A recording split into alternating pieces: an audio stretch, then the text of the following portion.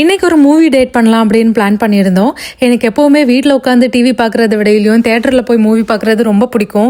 ஏன்னா வீட்டில் இருந்து டிவி பார்க்கும்போது டேனி பக்கத்துலேருந்து ஃபோன் யூஸ் பண்ணி என்னை டிஸ்ட்ராக்ட் பண்ணிகிட்டே இருப்பாங்க.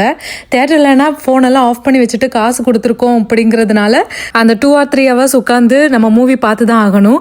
போகிறதுக்கு முன்னாடியே ஸ்மூதி போட்டு கொடுத்தாங்க. அதை குடிச்சிட்டு நாங்கள் பக்கத்துலேருந்து சினிமாக்கு போயிட்டோம்.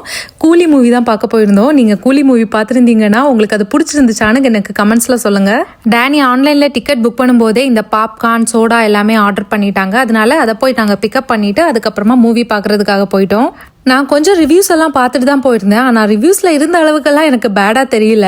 ஆனால் எனக்கு ஆக்ஷன் மூவிஸ் எல்லாம் பிடிக்காது. எனக்கு ஃபேமிலி டைப் இல்லைனா காமெடி மூவிஸ் தான் பிடிக்கும். எல்லாரோட ஆக்டிங்கும் வேறு லெவலில் இருந்துச்சு. ஆனால் இது ரொம்ப ஆக்ஷன் மூவி மாதிரி எனக்கு இருந்துச்சு.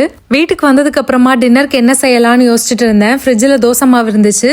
அதனால தோசையும் போட்டு வேர்க்கடலை சட்னியும் பண்ணிட்டேன். அப்படியே எங்களோட மூவி டேட் நல்லபடியாக இனிதே முடிவடைந்தது. அப்போ நாளைக்கு நம்ம இன்னொரு வீடியோவில் பார்க்கலாம். அது வரைக்கும் டாடா.